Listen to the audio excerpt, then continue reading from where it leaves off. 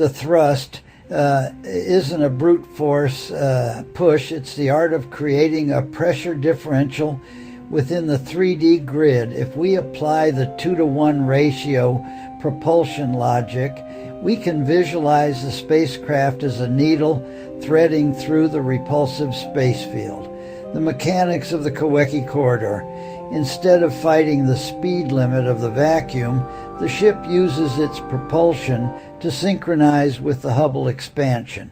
The craft identifies a low-density realm within the 3D grid where the repulsive force of the space field is at its peak, and the ship's drive generates a localized zone of zero density in front of the hull.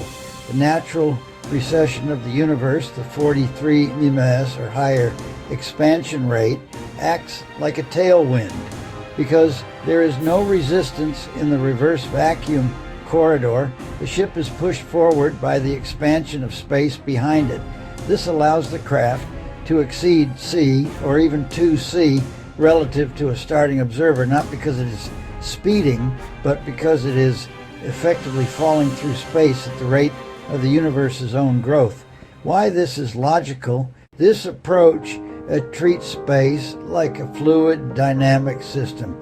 Just as a boat uses a sail to capture the wind rather than trying to push the entire ocean, a spacecraft in this theory captures the wind of the expanding universe. In this model, mass stays constant. Since the ship isn't accelerating against space, it doesn't gain relativistic mass.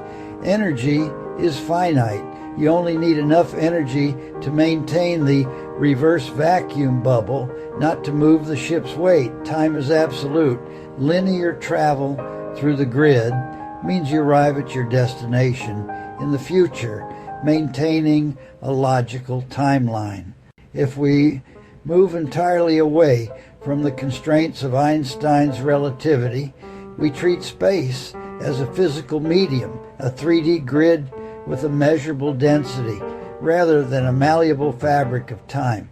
In this absolute space model, propulsion becomes a matter of classic fluid dynamics and pressure differentials.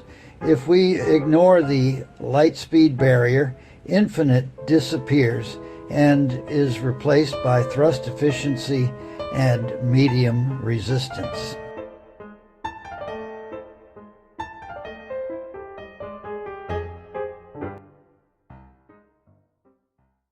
Without relativity, mass does not increase with speed. A ship weighing 100 tons at rest still weighs 100 tons at 2c, twice the speed of light. This makes propulsion logical because linear acceleration. If you apply a constant thrust of 1,000 tex newtons, your ship will continue to speed up forever in a straight line as long as you have fuel. The Hubble tailwind. You mentioned the Hubble recession. In this model, the expansion of the universe is a physical current. A ship can simply add its own engine thrust to the existing expansion speed of the grid.